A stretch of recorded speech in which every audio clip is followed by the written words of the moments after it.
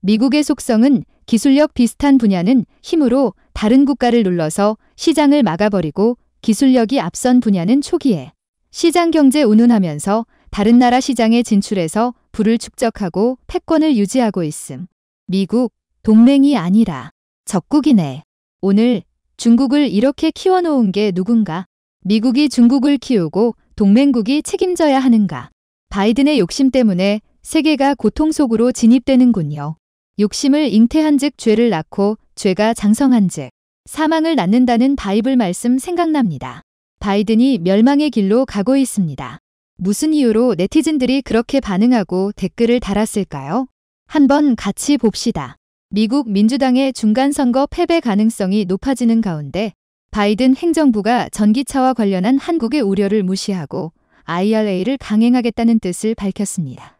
특히 IRA 감행을 예고한 상황에서 현대차의 조지아 공장 기공식과 관련해서 바이든은 자신의 업적이라고 치켜세웠는데요. 이런 바이든의 태도에 현대차가 마침내 작심하고 비판에 나섰습니다.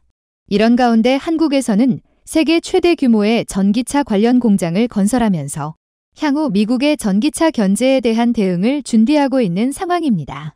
뉴욕타임스 NYT는 25일 백악관이 중간선거 낙관론을 접고 상원, 하원 전부 패배 가능성을 강점한 전략을 마련하고 있다고 보도했습니다. 최근 실시된 여론조사에서 민주당 후보들이 앞섰던 지역들이 백중세로 돌아서고 접전 지역 역시 공화당에 기우는 등 민주당의 불리한 판세가 이어지고 있습니다. 그동안 민주당 성향이 감했던 오리건주는 5명의 하원 의원 중 현재 4명이 민주당, 1명이 공화당 출신입니다. 지역구 조정으로 이번 중간선거부터 6명으로 의석이 늘었지만 공화당이 절반을 차지하는 것으로 나타났습니다. 또 다른 민주당 텃밭인 로드아일랜드주 역시 공화당 후보가 처음으로 의석을 차지할 가능성이 크다는 전망이 나올 정도입니다. 현재 하원은 민주당 220석, 공화당 212석으로 공화당이 다수당이 되려면 5석만 빼앗아 오면 되는 상황입니다. 민주당 선거 관계자는 현재도 위태로운 상황인데 많게는 20에서 30석 이상 더 잃을 수 있다고 말했습니다. 민주당의 패배는 역시 경제 문제 때문입니다. 바이든 대통령과 민주당은 연방대법원의 낙태권 인정 문제를 핵심 과제로 내세웠지만 실제 미국 국민들에게는 휘발유 가격이나 경기 침체 등이 더 중요한 이슈이기 때문입니다. 이런 가운데 바이든 대통령은 중간선거의 새로운 전략으로 자동차광 카어가이라는 이미지를 선거에 활용하고 있습니다. 워싱턴 포스트 WP에 따르면 바이든은 대통령으로 선출되기 전부터 많은 자동차를 수집할 정도로 큰 관심을 가지고 있다고 홍보하고 있습니다. WP는 중간선거에서 민주당이 패배할 가능성이 높은 상황에서 바이든 대통령이 자동차 애호가들의 나라에서 자동차광이라는 사실을 적극적으로 홍보하고 있다고 지적했습니다. 바이든 대통령은 지난달 열린 디트로이트 오토쇼에서 여러분은 내가 자동차광이라는 사실을 알고 있을 것이라며 자동차를 바라보거나 운전하는 것만으로도 낙관적인 느낌을 받는다라고 말했습니다. 데이비드 컷이 메릴랜드대 경영대학원 교수는 미국인들이 선호하는 고성능 차를 소유하는 것은 고위급 정치인들에게 도움이 된다며 그것은 미국 노동자들에게 친밀감을 주고 자신을 감하게 보이고 싶어하는 지도자들에게 남성적인 이미지를 어필할 기회라고 분석했습니다. 바이든 대통령이 이런 이미지 구축에 나선 것은 현재 경제 상황이 좋지 않기 때문입니다. 특히 지난 7월 정치적 위험을 감수하고 찾은 사우디아라비아에서 홀대를 당한 것이 큰 타격으로 다가오고 있습니다. 바이든 미국 대통령은 사우디를 직접 방문해 원유 증산을 위한 비밀 합의를 맺었지만 사우디가 감산에 나서면서 엄청난 타격을 입었습니다.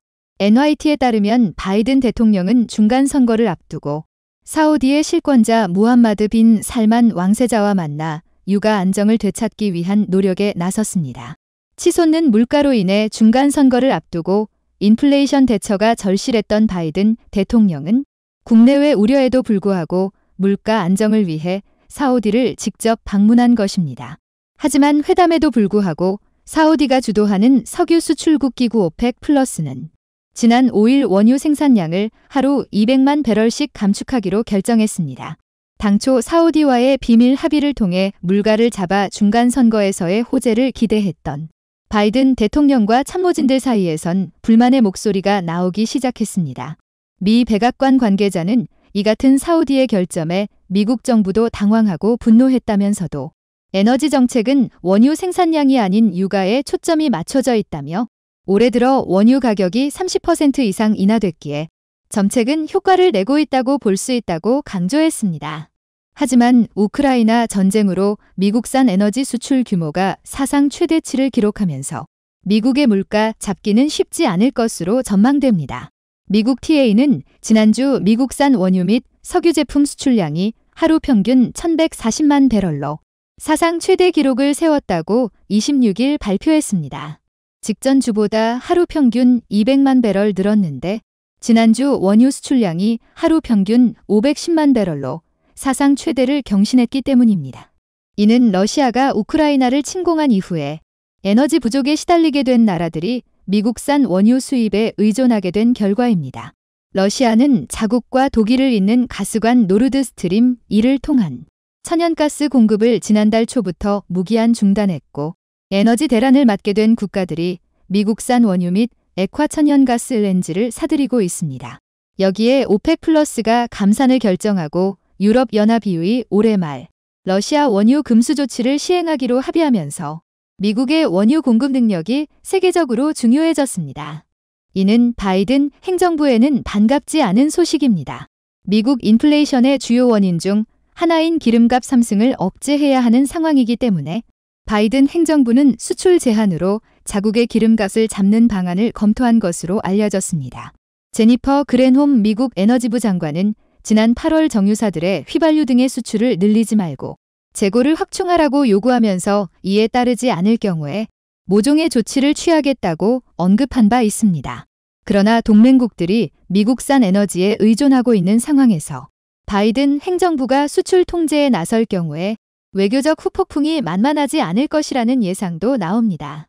여기에 미국 주요 빅테크들의 시가총액이 지난 1년 동안 4,300조 원 넘게 증발한 것으로 나타나면서 미국이 자랑하는 IT 산업도 흔들리고 있습니다.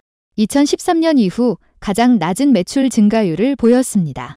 MS는 시장 예상을 넘는 실적을 발표했으나 주요 사업인 클라우드 부문이 시장 기대치에 다소 못 미쳤고 미터는 3분기 순이익이 전년 대비 52% 급감한 것으로 나타났습니다. 이에 따라 미터 주가는 무려 24.6% 추락했고 구글 주가는 2.85%, 마이크로소프트 주가는 1.98% 떨어졌습니다. 미국의 핵심인 IT 산업이 흔들리는 상황에서 미국에 남은 방법은 많지 않으며 바이든이 자동차 산업에 더욱 집착하는 결과로 이어지고 있습니다. 그리고 결국 한국이 동맹 우선순위에서 밀린 것이라는 이야기가 나옵니다. 블룸버그 통신에 따르면 제닛 옐런 미국 재무장관은 24일 인플레이션 감축법 IRA과 관련 한국의 우려를 인지하고 있다라면서도 법을 따라야 한다는 방침을 분명히 했다고 보도했습니다. IRA는 올해엔 북미에서 최종 조립되는 전기차에게만 세액공제 혜택을 제공토록 규정하고 있고 내년부터는 미국 등지에서 생산된 배터리 부품 및 핵심 광물을 일정 비율 이상 사용해야 하는 등 추가 조건을 충족해야 합니다. 전기차를 전량 국내에서 생산하는 현대, 기아차는 최대 대당 7,500달러 약 1,077만 원의 보조금 혜택을 받을 수 없는 상황입니다. 한국은 이와 관련해 계속해서 불만을 표시하고 있었는데 옐런 장관은 기자들과 만난 자리에서 전기차 보조금과 관련해 한국과 유럽 측이 우려하고 있다는 얘기를 많이 들었다. 이를 확실히 고려할 것이라고 했습니다. 그러면서 법은 법이다. 우리는 법에 쓰인 대로 이행해야 한다고 선을 그었습니다. 블룸버그는 이 같은 발언에 대해 엄격한 전기차 보조금 제한을 풀기 위해 로비를 펼치고 있는 한국 등 외국 자동차 제조업체들에는 재무부가 구제책을 마련해 줄 수도 있다는 기대에 찬물을 끼얹었다고 평가했습니다. 바이든 행정부의 이런 태도 변화에 마침내 현대자동차도 비판의 목소리를 내기 시작했습니다. 27일 현지 언론 애틀랜타 저널 컨스티튜션 AJC에 따르면 호세 무뇨스 현대차그룹 글로벌 최고운 영책임자 CEO 겸 북미권역 본부장 사장은 조지아주 브라이언 카운티에서 열린 현대차그룹 전기차 전용 공장 기공식을 마친 뒤 미국 정부에 대한 불만을 털어놨습니다. 무뇨스 CEO는 이 자리에서 지난 5월 현대차의 미국 내 전기차 공장 건립 발표를 언급하며 불과 몇 개월 만에 이런 법안이 나온 것을 보고 매우 놀랐다며 바이든 행정부의 정책을 존중하지만 앞으로 2에서 3년이다. 이 법의 영향이 매우 심각하기 때문이라고 말했습니다. 그는 주 정부와 경제발전 계약을 맺은 현대차 등 자동차 제조업체는 그만한 편의를 받아야 한다. 하지만 우리는 앞으로 이중처벌을 받게 됐다고 주장했습니다. 무뇨스 CEO는 바이든 행정부가 의회를 통해 새 법을 통과시키기보다는 행정적으로 이 법을 손질해 현대차 같은 업체의 과도기에 대한 준비기간을 줄 것을 희망한다고 언급했습니다. 현대차 소속 임원이 IRA에 대해 비판 목소리를 낸 것은 이례적이란 평가인데 현대차의 미국 전기차 전용 공장 HMGMA 기공식에서 나온 발언이라는 점에서 현대차의 불만이 얼마나 큰지 알 수 있습니다. 현대차는 2025년 상반기 조지아주 공장을 가동할 계획이지만 약 2에서 3년간은 미국 시장에서 보조금을 지급받지 못하는 상황입니다. 이런 가운데 바이든 대통령 역시 현대차의 조지아 전기차 전용 공장 기공식과 관련해서 IRA에 대해선 별다른 발언을 내놓지 않았습니다. 미국이 자국의 이득만을 철저하게 추구하는 상황에서 한국도 전기차 시장에서 미국에 대응할 수 있는 무기를 갖춰야 합니다. 이런 가운데 한국은 세계 최대 규모의 양극 소재 생산 공장을 건설하면서 전기차 핵심 부품인 배터리에서의 영향력을 키우기 위해 움직이고 있습니다.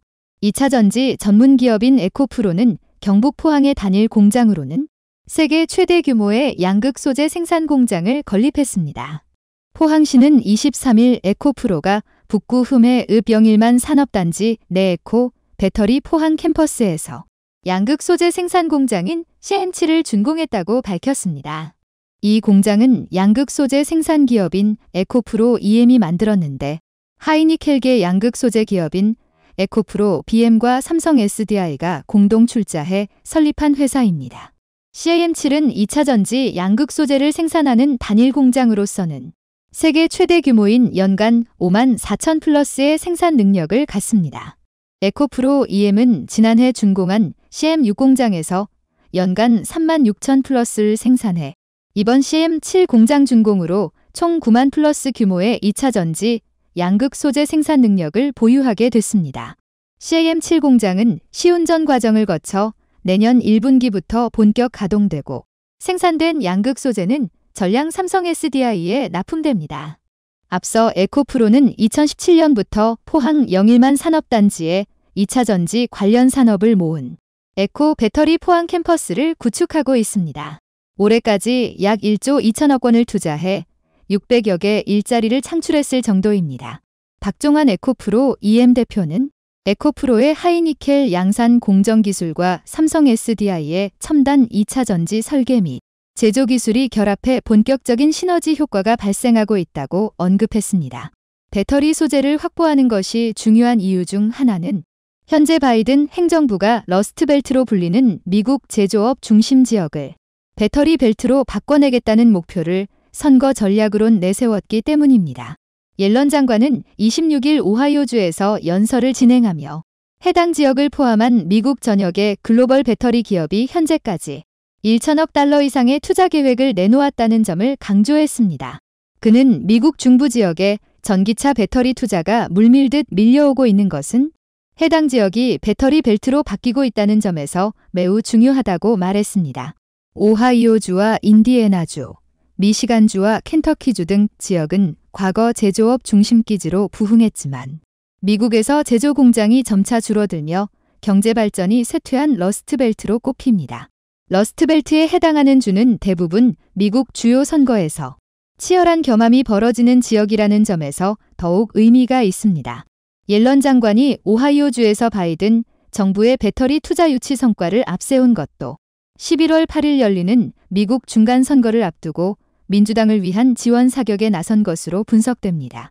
민주당이 중간선거에서 승리를 거두는 일은 미국 차기 대선에서 민주당 후보의 대통령 당선에 기여할 수 있고 옐런 장관 자신의 임기 연장에도 중요한 요소로 꼽히기 때문입니다.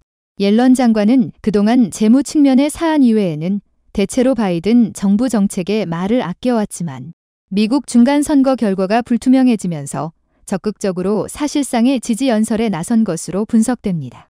이런 미국의 전략에는 LG에너지솔루션과 SK온, 삼성 SDI 등 한국 배터리 3사의 존재가 매우 중요합니다.